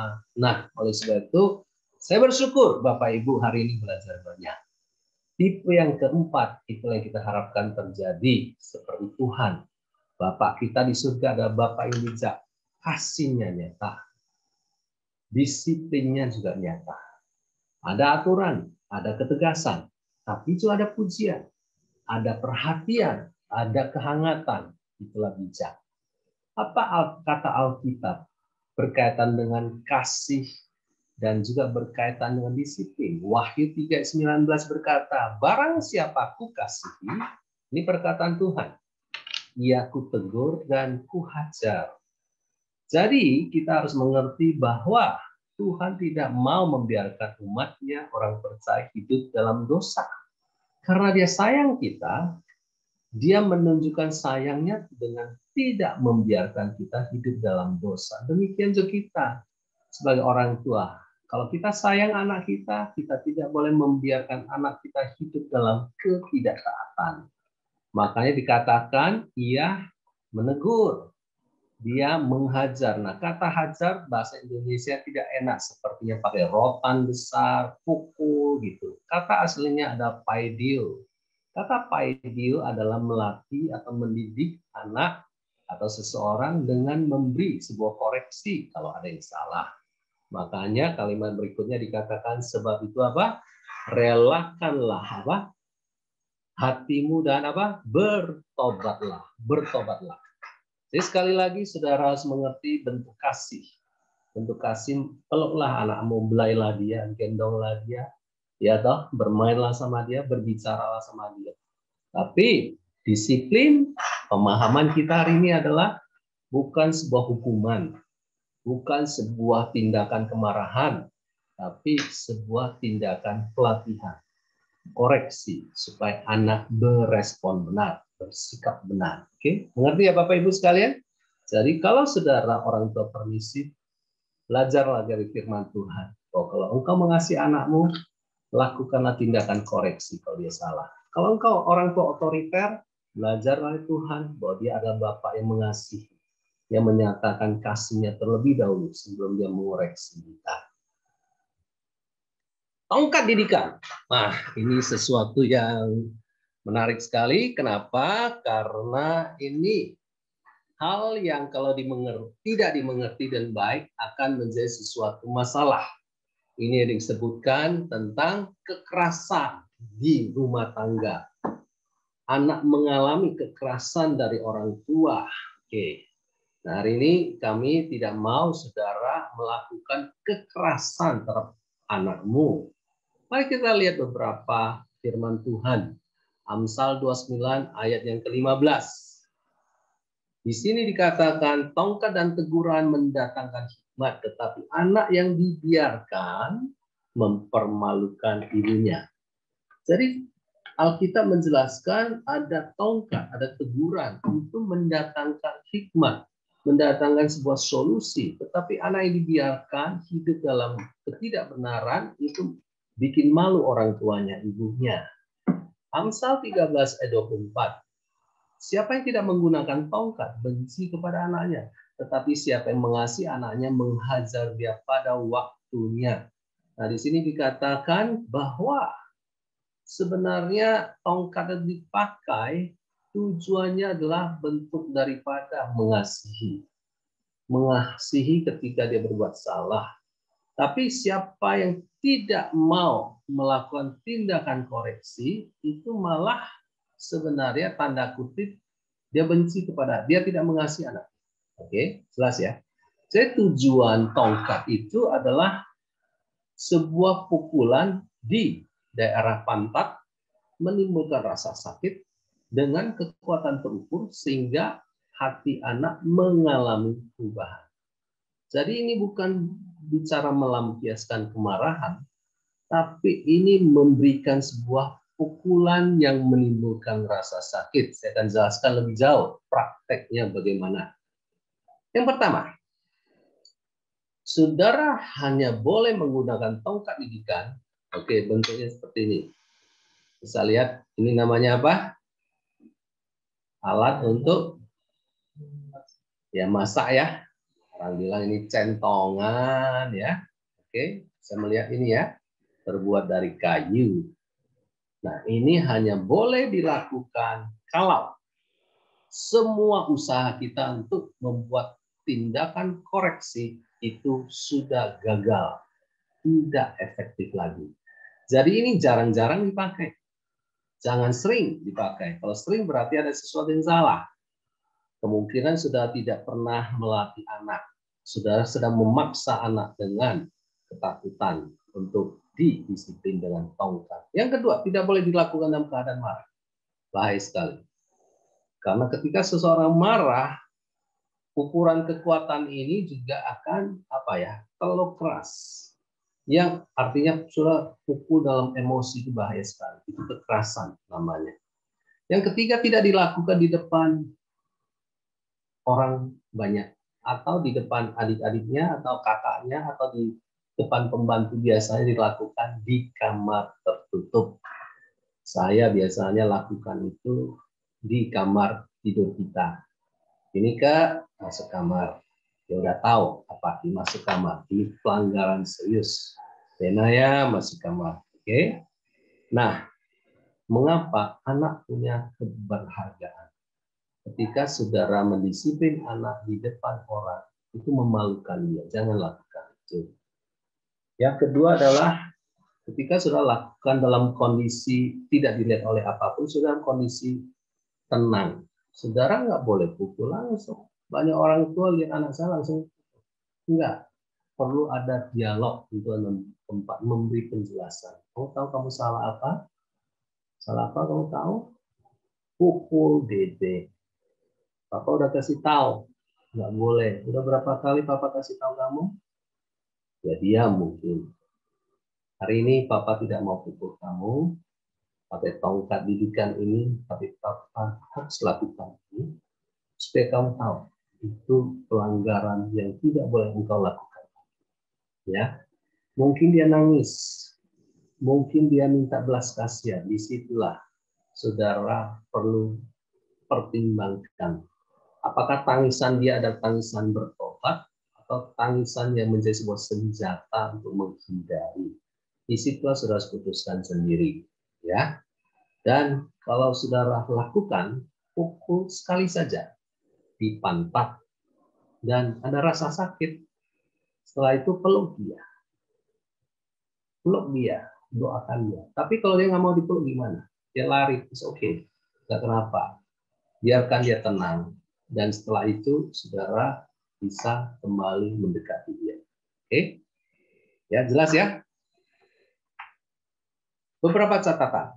Yang pertama, jika tongkat didikan digunakan dengan benar sebagai sarana koreksi anak, frekuensi penggunaannya akan semakin jarang ketika anak mulai besar. Sering saya ditanya, kapan dimulainya? Kadang ada yang 2,5 tahun sudah tindakan koreksi sebelumnya sudah nggak kena, ya. Biasanya paling bisa dipakai sampai SD kelas 6. Sudah besar nggak efektif lagi. Tapi sekali lagi jangan sering dilakukan. Sesekali kalau pelanggaran berat. Oke? Yang ketiga, orang tua tidak harus menggunakan tongkat. Nggak harus juga. Kalau hari ini sudah mendengar apa yang kami sampaikan dan saudara nggak setuju, atau sudah tidak mau juga karena alasan tertentu, oke, nggak kenapa. Tapi Alkitab mengizinkannya. Saudara perlu pikirkan kalau sudah nggak setuju atau nggak mau, cara lain terserah, it's okay, ya, nggak kenapa. Cara lain yang penting bagaimana menolong taat padamu. Yang keempat, ketaatan itu perlu kerelaan, ya. Kapan dia bisa rela? Ya kita harapkan usia 8 sampai 12 tahun, ini dia mulai mengerti taat itu indah, taat itu penting buat dia untuk masa depan dia. Nah, saudara sebagai orang tua harus menanam kebenaran tentang ketaatan. Di Alkitab banyak kisah-kisah Abraham yang taat mempersembahkan Ishak, kisah Yesus yang taat sampai mati di kayu salib, itu sangat menolong. Jadi saudara, sesi kedua adalah menanam kebenaran. Ini yang sudah perlu cerita, ya. Kalau anakmu terlalu kecil untuk mengerti, is okay. Tapi ketika dia mulai membesar 3 tahun ke atas, sudah perlu menanam kebenaran. Yang terakhir, sudah perlu berdoa supaya anakmu suatu hari menjadi ciptaan baru. Karena Alkitab berkata dalam Perjanjian Lama Yehezkiel 36 ayat 26, kamu akan kuberikan hati yang baru dan roh yang baru di dalam batinmu. Ada janji Tuhan bahwa Dia akan memberikan hati yang baru, roh yang baru. Itulah Roh Kudus buat orang percaya. Dan menarik sekali, Tuhan berjanji, aku akan menjauhkan dari tubuhmu hati yang keras dan kuberikan kepadamu hati yang apa? Taat. Jadi ketika anak saya usia 10 atau 12 tahun, tergantung usianya, ada 2, yang laki dan perempuan, yang kita harapkan suatu hari adalah ketaatan itu dia dapatkan karena dia memiliki Roh Kudus dan dia memiliki hati yang betul-betul mudah untuk taat kepada kita sebagai orang tua. 2 Korintus 5 ayat 17, dalam sebuah perjanjian baru, Rasul Paulus berkata, siapa di dalam Kristus, ia adalah ciptaan baru. Artinya siapa yang percaya Yesus, dia ada di dalam Kristus. Jadi sekali lagi, proses hidup anak saudara bukan hari ini saja, tetapi dia akan berjalan menuju kepada satu titik, dia menjadi ciptaan baru. Itulah cara Allah menolong orang berdosa dengan kedagingannya, kebiasaan dosanya, untuk dia bisa berubah mengikuti perintah-perintah Tuhan. Oke, saya kira ini adalah PowerPoint yang terakhir, dan hari ini kita akan menerima beberapa pertanyaan dan tanya jawab.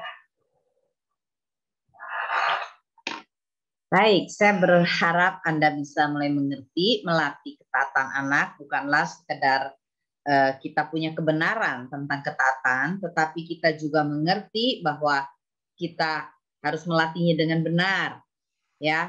Dan apa yang kita latih harus ada, kalau ada pelanggaran, harus ada tindakan koreksi yang benar juga, ya. Dan tindakan koreksi yang benar itu harus disertai pengertian yang benar. Jika tidak, maka Anda tidak akan, apapun yang diajarkan tidak akan terlalu efektif, ya. Baik, sekarang saya ingin kita masuk kepada beberapa pertanyaan. Dari topik pertemuan pertama tentang pentingnya sosok ayah dalam mendidik anak, suami ada, tetapi selalu tidak pernah punya waktu untuk anak-anak.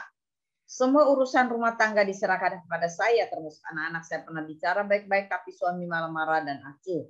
Bagaimana saya harus bersikap? Jadi saya ibu rumah tangga dengan kesibukan di rumah, didik anak masih aktif, sehingga saya lupa sering marah-marah, sehingga saya juga sering marah-marah sama anak saya sebagai pelampiasan dan rasa kecewa dan capek. Jadi bagaimana menghadirkan sosok ayah untuk anak-anak? Anak saya putra semua dengan usia 4 dan 2 tahun. Ibu yang terkasih, ya Anda harus melibatkan, suka atau tidak suka, suami Anda di rumah. Bila Anda ada di dalam gereja, doronglah suami Anda untuk bisa mulai dengan kerohaniannya. Proses mendidik anak itu harus dimulai dari orang tua, ya, orang tua yang sehati, ya, karena Anda bukan orang tua tunggal. Berarti Anda harus melibatkan suami Anda, dan suami Anda harus turut serta dalam pembelajaran. Kalau sampai terpaksa sekali kerohaniannya tidak ada yang bina, maka Anda tetap harus berjalan dalam kebenaran juga.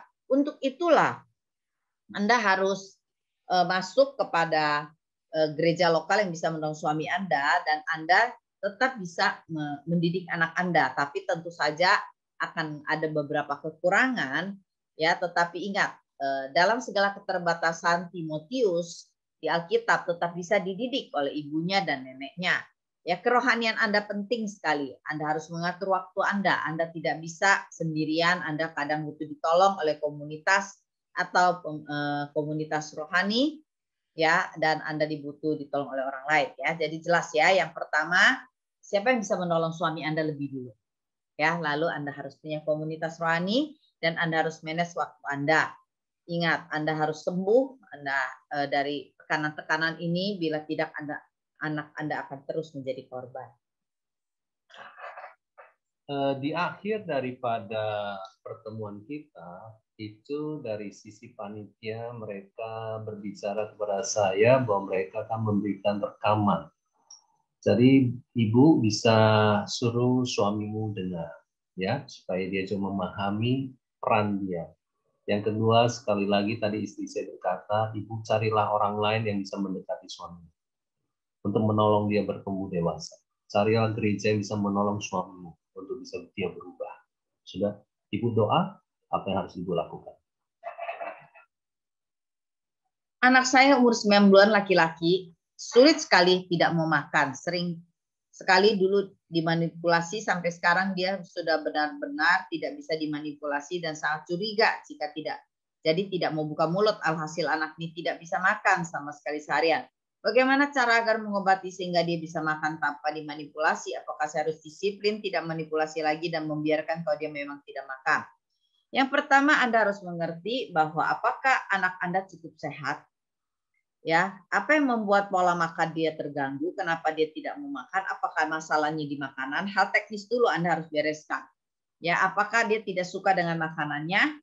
Ya, Anda harus tes makanannya, dan Anda harus melihat yang kedua kesehatan anak Anda.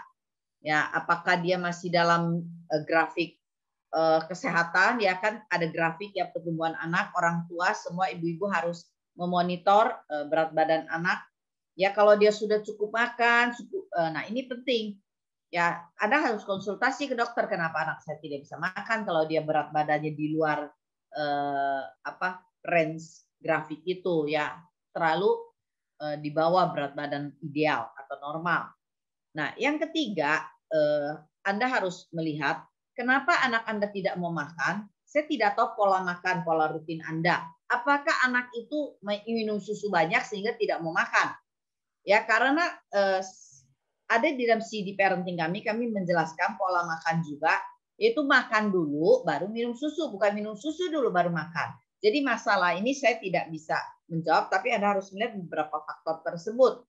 Ya, kalau dia minum susu banyak lebih dulu, kebanyakan sebagian anak juga tidak mau makan. Yang benar ada makan dulu, baru minum susu. Ya, supaya dia terbiasa dengan makanan padat. Nah, banyak orang tua tidak melakukan hal-hal ini, penting.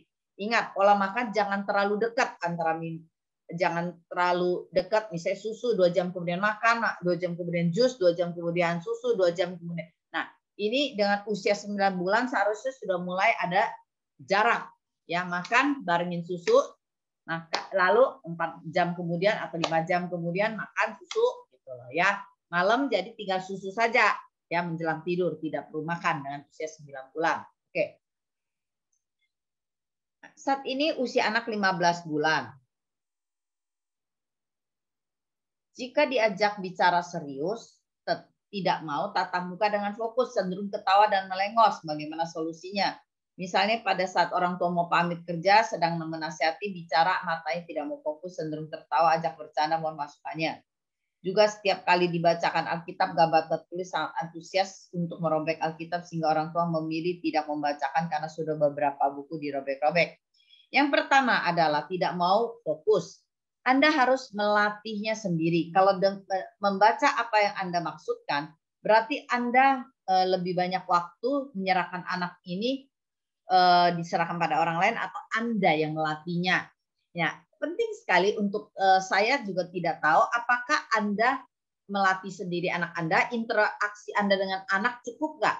Sehingga kadangkala dia tidak tahu siapa yang melatih, dia tidak bisa taat kepada Anda karena Anda memberi waktu dia sedikit. Ya, Anda tidak banyak bersama membangun hubungan dalam aktivitas rutin dia. Nah, mau tidak mau Anda harus melatihnya sendiri. Ya, jam berapa Anda pergi, jam berapa Anda pulang. Nah, apakah ini cukup? Ya, setiap anak tentu saja berbeda. Waktu Anda melatih dia, maka Anda harus sungguh-sungguh melatihnya dengan benar. Sesi tadi sudah saya jelaskan hari ini bagaimana melatihnya dengan benar. Setiap anak pada dasarnya mudah untuk dilatih, tetapi kita apakah cukup konsisten dan cukup memberikan waktu untuk melatih anak kita. Nah, hal-hal inilah yang harus kita perhitungkan. Kita tidak dapat menuai sebuah karakter tanpa kita menabur dan melatih dengan benar. Ya, kalau terjadi waktu dia baca Alkitab, dia merobek, berarti Anda harus mendisiplin tangannya. Latih, perintah Anda harus dilakukan. Ya, kenapa kami memperkenalkan alat ini yang ringan dan kayu yang tidak berat? Saya ingat sekali waktu anak saya 9 bulan, waktu saya pakaikan celana, dia tidak mau dengar, dia terus berkata, diam, Mama harus pakaikan kamu. Lalu, ya ini dalam kasus saya ya, nggak semua anak sama. Nah, waktu dia terus bergerak, lalu saya ambil tongkat ini dan saya pukul tangan saya dulu ya, begini, dan saya berkata, bisa diam tidak?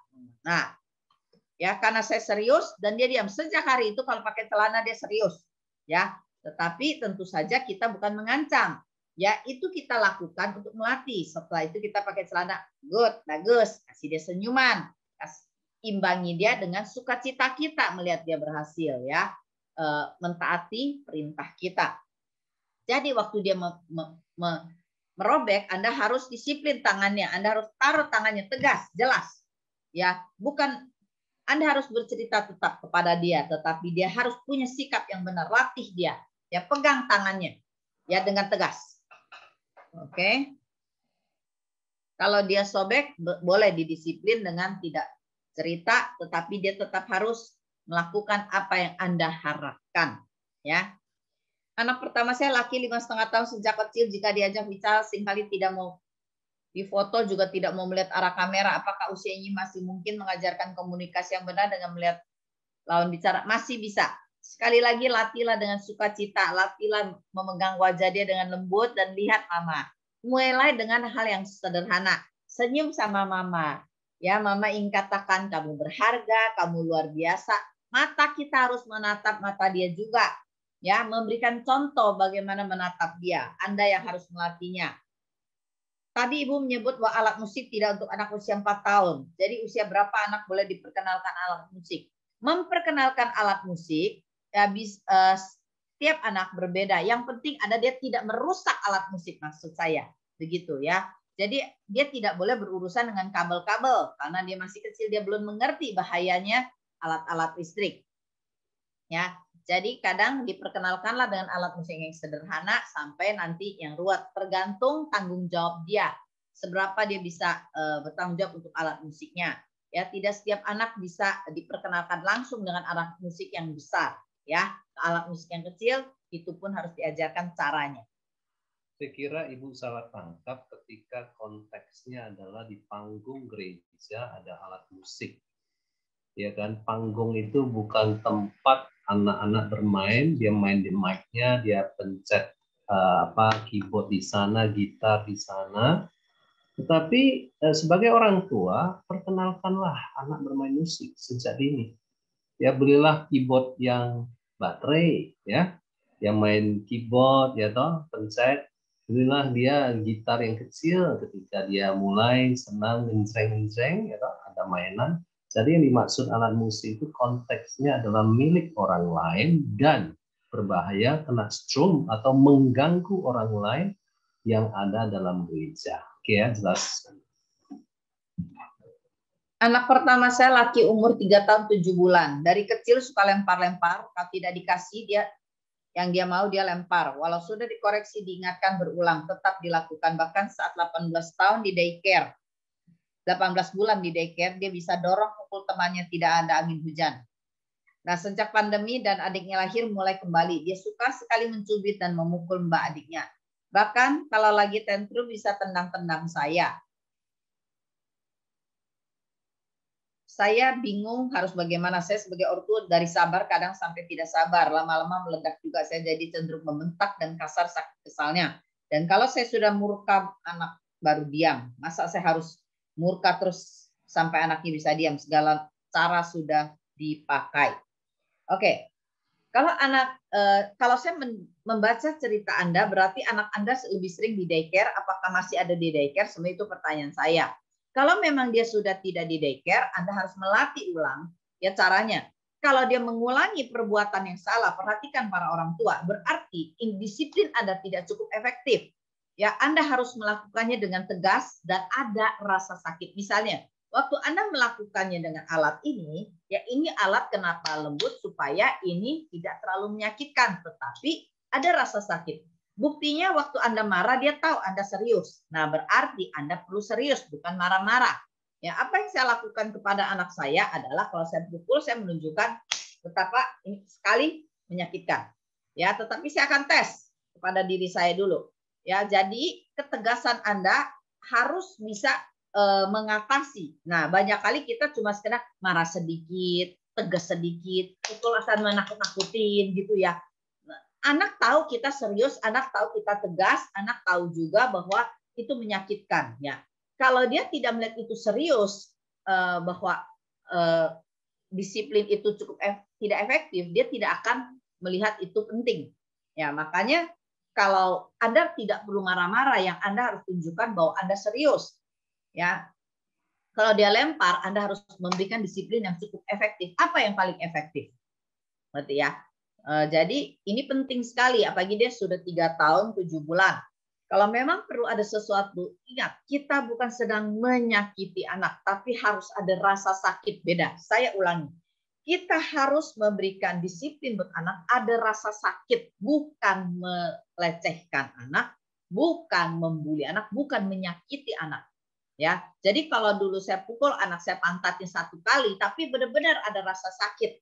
Ya, ada rasa sakit, tapi bukan pukul seperti orang marah-marah. Ya, tapi dia tahu bahwa saya serius dan ada kemarahan. Dia tahu bahwa kita tidak setuju. Dia bukan lihat kita marah-marah. Saya tidak tahu apakah Ibu terinspirasi dengan teknik isolasi tidak. Karena saya khawatir teknik isolasi maupun teknik kehilangan hak Ibu belum melakukan itu, sehingga yang terjadi adalah verbal, teguran, marah, ya, dan juga bentuk yang lain. Jadi coba pakai teknik kehilangan hak, ya, apa yang dia sukai, dia tidak lagi boleh menikmatinya. Yang kedua adalah ingat, ajaran kita hari ini adalah melatih ketaatan berdasarkan tentang ayat barang siapa yang kukasihi. Artinya begini, kasih harus dirasakan oleh anak. Pemberontakan anak seringkali terjadi karena orang tua tidak cukup mengasihi anak. Tidak cukup memberi waktu untuk meyakinkan bahwa mama sayang kamu, papa sayang kamu. Sehingga pemberontakan anak selalu dihadapi dengan kekerasan. Kasih itu juga yang menyembuhkan, kasih itu melembutkan hati anak. Berikutnya adalah kita harus menyadari ada anak yang mudah dan ada anak yang sulit. Yang sulit kita sering kategorikan ada strong will child. Strong will child adalah anak yang sangat ngotot, ingin kemauannya diikuti. Nah, kemungkinan juga anak ibu adalah yang disebut anak berkemauan keras, ya toh? Bukan berarti dia tidak boleh, bukan berarti dia dibiarkan begitu saja, dia harus ditunjukkan. Nah, cara menundukkan anak strong will atau berkemauan keras itu ibu harus belajar dari buku atau belajar dari teman yang lain supaya ada support. Karena untuk tipe ini nggak mudah memang, tapi yang pasti adalah prinsip ketaatan dia harus alami juga. Prinsip di mana dia mengikuti apa yang orang tua mau, dia harus lakukan. Ya, saya berharap ini menolong anak-anak. Ingat, ego anak itu harus dikalahkan. Ya, kalau Anda tidak bisa menundukkan anak umur 2 atau 3 tahun, berarti Anda akan sulit sekali menundukkan anak di atas usia 4 tahun. Ya. Nah, saya akan masuk pertanyaan berikut. Anak saya 1 tahun 6 bulan. Kalau saya disiplinkan menangis, maka akan ke mama. Artinya ini anak kalau papa yang disiplin lari ke mama, kalau mama disiplin lari ke papa. Sekali lagi kembali kepada pelajaran pertama, suami istri harus sehati. Ya, Anda harus menunjukkan bahwa walaupun dia lari ke salah satu, tapi Anda adalah satu dengan pasangan Anda. Ya, hadapi berdua, jangan sendiri-sendiri. Kalau sudah dia lari ke satu, kita harus mengungkapkan bahwa kita adalah satu. Ya, tapi bukan bersatu untuk mengomeli anak, bersatu untuk menghadapi anak. Ya, kadang saya disiplinkan anak, kadang suami saya disiplinkan anak, tetapi kami selalu belajar sehati. Anak tidak akan mengambil celah. Ya. Oke, pertanyaan bagus. Saya ingin katakan kepada semua orang penghadir bahwa ketika anak saudara didisiplin, hadir di depan anak berdua. Jangan sendiri, berdua, supaya dia Tahu kita sebagai orang tua setuju. Kalau tidak, akan terjadi mama jahat, papa malaikat, atau papa jahat, mama malaikat. Jadi sekalipun sebagai ayah atau sebagai ibu, Anda berseberangan atau Anda tidak klop atau Anda tidak setuju dengan cara pasangan Anda, lebih baik bicara dulu sebelum mendisiplin. Kalau tidak, anak akan selalu lari kepada orang yang lebih lembek dan minta pembelaan. Itu tidak bagus. Hati-hati kesehatian kita sebagai suami istri jangan dipecah belah ya oleh anak. Oke. Tadi disebutkan mendidik anak saat non-konflik. Bagaimana dia kalau melanggar depan umum? Apakah ditegur saat itu, ditegur di rumah, ditegur secara pribadi? Kalau sudah 4 tahun, Anda bisa berkata, kita akan bereskan nanti di rumah.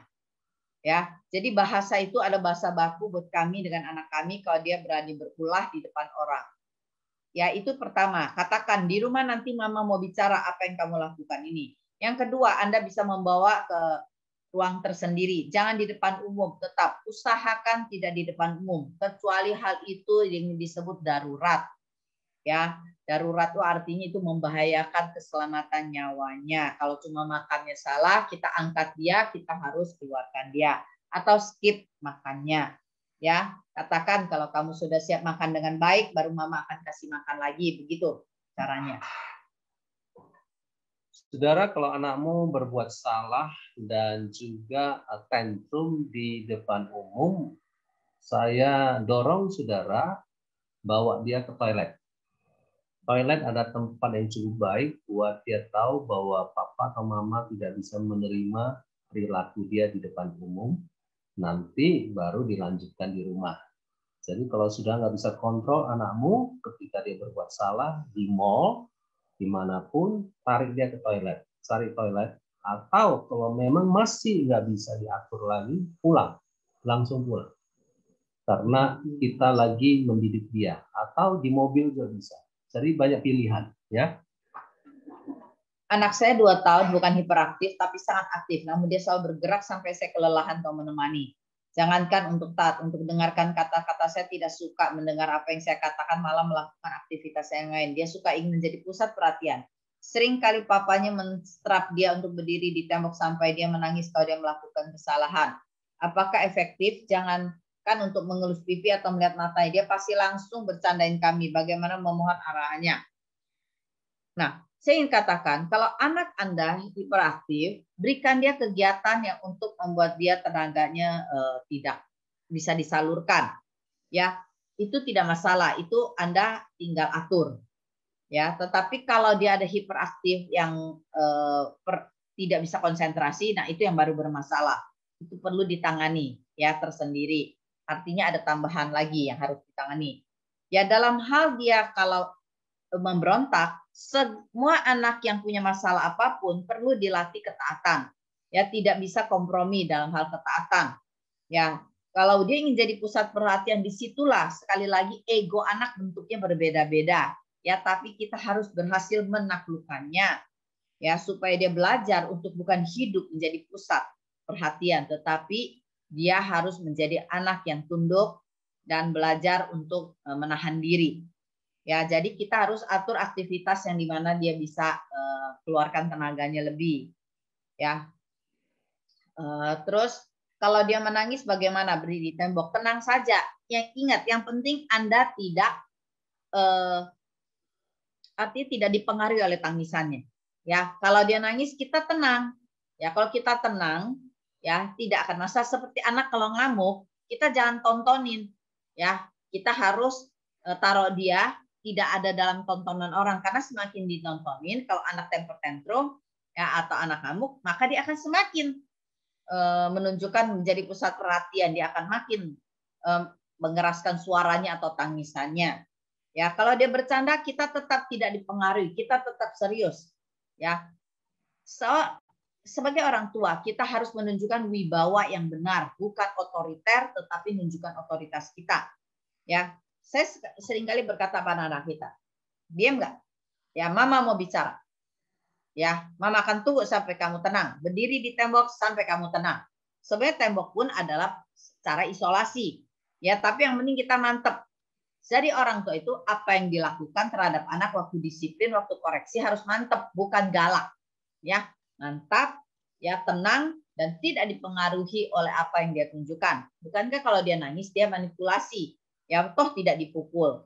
Dia hanya merasa sedikit menderita.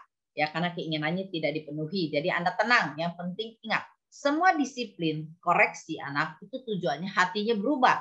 Dia bersedia taat sekalipun itu sulit. Ya, nah Anda harus percaya sebagai orang tua Anda punya otoritas untuk menolong anak Anda berubah dan mendidik mereka berubah sesuai jalan-jalan Tuhan. Oke, ayah yang sangat otoriter bisa berubah jadi ayah yang lebih fleksibel dan mendidik anak. Kalau bisa gimana caranya? Atau memang itu watak yang tidak bisa diubah karena mendidik anak secara otoriter membuat anak saya tertekan. Oke, saya kira pertanyaannya menunjukkan bahwa ada sepasang suami istri dan istrinya hadir, ayahnya kemungkinan tidak hadir, dan istri ini menyatakan keberatan terhadap cara mendidik anak daripada sang suami, sehingga dia sebutnya otoriter. Dan dia bertanya apakah suami saya bisa berubah. Banyak orang otoriter itu bisa berubah. Nah, tetapi dia berubah butuh ditolong. Di tempat gereja kami menolong orang tua otoriter karena mereka juga mengalami situasi yang membuat dia otoriter. Artinya dia harus sembuh dari perlakuan orang tua otoriter juga. Ada ayah yang suka pukul anak. Saya tanya, kenapa kau pukul anak? Karena dulu saya sering dipukulin. Jadi dia belum mengampuni ayahnya. Atau dia sudah mengampuni, tetapi dia meneruskan pola otoriternya. Itu satu ayah yang perlu disembuhkan karena perlakuan orang tua. Yang kedua, dan juga sifat otoriter bukan dari orang tuanya, tetapi memang sifatnya pribadi ini, pria ini kasar atau mau menang sendiri. Saya kira dia perlu tahu bahwa dia butuh Tuhan. Dia butuh, mungkin dia belum selamat atau belum lahir baru, dia belum mendapatkan hati yang baru. Jadi banyak faktor. Orang bisa berubah kalau dikelilingi oleh orang-orang yang menolong atau orang-orang rohani. Saya dorong sekali lagi, carilah tempat atau gereja yang bisa menolong saudara. Karena itu yang paling penting supaya Bapak Ibu bisa bertumbuh dan benar dan jadi orang yang bijak untuk mendidik anak. Oke. Saya akan masuk.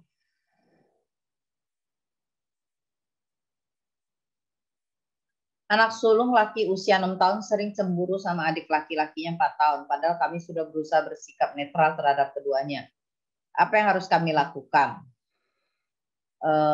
Ini bicara proses mendidik, membagi kasih. Sekali lagi pola rutin menolong. Ya, Anda harus membagi waktu kapan secara pribadi kepada anak Anda yang laki, ya, dan kapan kepada adiknya. Kapan waktu sendiri-sendiri, kapan waktu bersama. Ya, apalagi kalau Anda ada di rumah itu baik sekali ya. Misalnya kami selalu dari kecil setiap anak mendapatkan waktu 5 menit masing-masing dari kami berdua ya, supaya kami ada waktu pribadi minimal kami berikan dan ada waktunya kita bersama-sama. Dan disitulah kami mendidik dan kami mendisiplin keduanya. Kalau salah kami katakan salah, kalau benar kami katakan benar. Ya, untuk itulah mereka harus melihat apa itu kebenaran. Ya, bukan sekedar bersikap netral, tetapi semua masalah biasanya ada proses yang terjadi tidak mendadak seperti itu. Jadi menabur kasih, menabur disiplin, dan menabur kebenaran firman yang dilakukan berulang-ulang. Ya, sehingga anak bisa belajar bertindak benar seperti apa. Ya, jadi orang tua tidak hanya bersikap netral, tetapi kita harus mendidiknya dengan benar. Kasih dan disiplin dan kebenaran harus dibagi, terutama sudah 6 tahun. Ya, terus kalau di taman kanak-kanak, Anda berkata sebagai pendidik, ada orang tua murid yang masalah berpengaruh pada psikologi anaknya. Ibunya hamil muda, ayahnya masa bodoh. Ayahnya tidak pernah mau datang, ya, anaknya tidak mau sekolah daring, sering datang ke rumah.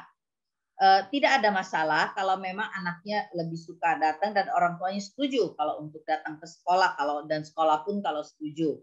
Ya, sekali lagi orang tua ini butuh ditolong. ya sang ibu perlu ditolong, mungkin yang dari tadi ada yang disebut komunitas itu ya. Ya, untuk ditolong Anda perlu ditolong bagaimana membangun pola rutin ya, karena ibu ini kelihatan ada dalam tekanan. Ingat, parenting bukan sekadar bicara cara mendidik anak, tetapi Anda harus menjadi orang tua yang sembuh, orang tua yang penuh iman, orang tua yang bisa dengan tenang mendidik anak Anda, ya, bukan tidak ada masalah, tetapi Anda punya iman untuk mendidik dan membawa mereka kepada jalan-jalan Tuhan. Kadang-kala karena pernikahan yang tidak ideal, maka Anda butuh ada orang lain menolong Anda, termasuk para pendidik. Ya, saya kira dari pihak panitia host ada pengumuman bagaimana ada follow up. Jadi saya ingatkan kepada Bapak Ibu bahwa parenting itu proses panjang. Bagaimana ini bukan soal seminar 4 kali hari Kamis malam dan selesai.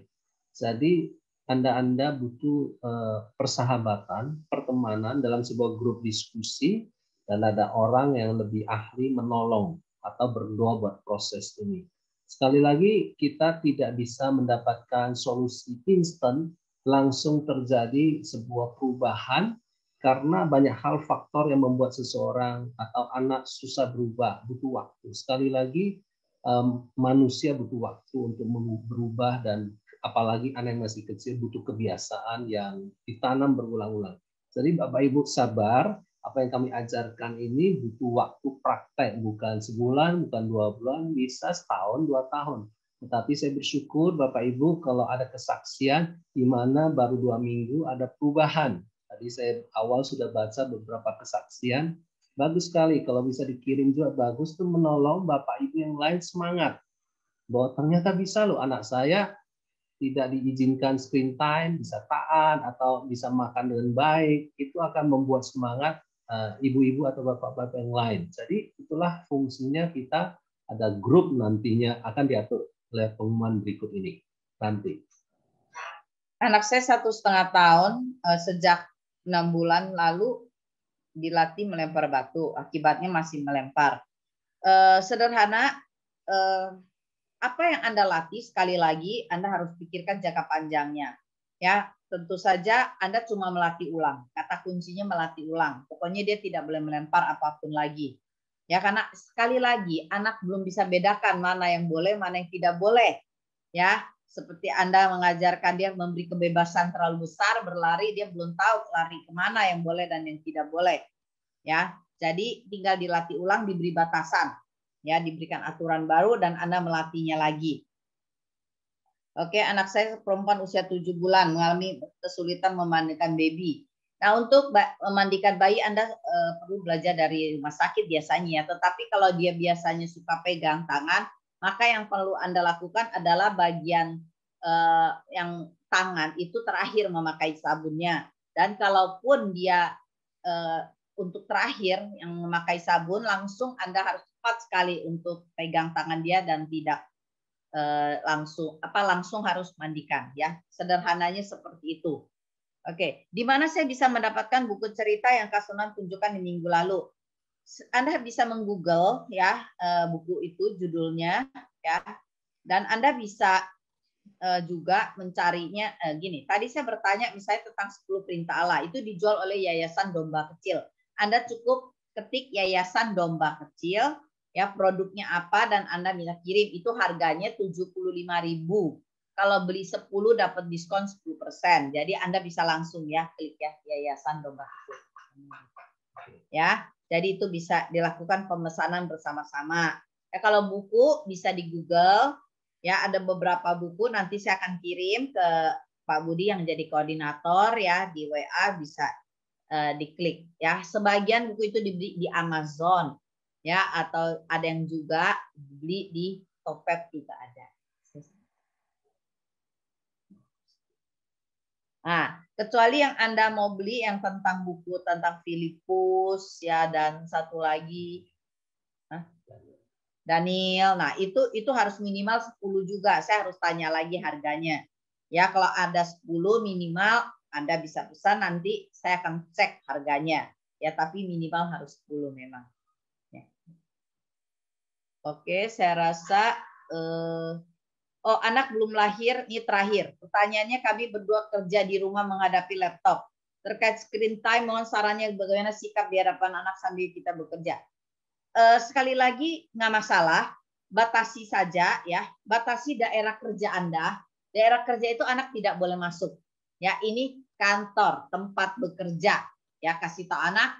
Ya, seperti kita membatasi daerah dapur tidak boleh masuk, demikian juga daerah laptop Anda. Ya, usahakan kalau bisa jangan terlalu banyak berpindah-pindah supaya anak bisa membaca aturan batasan dengan jelas karena dia belum bisa bedakan, pengertiannya cukup dalam, yang dia tahu batasannya, dia yang boleh masuk dan yang tidak boleh masuk di mana. Ya, saya berharap ini hikmat bisa menolong Anda. Ya, saya rasa cukup, pertanyaannya selesai. Saya kembalikan lagi kepada Pak Budi. Silakan.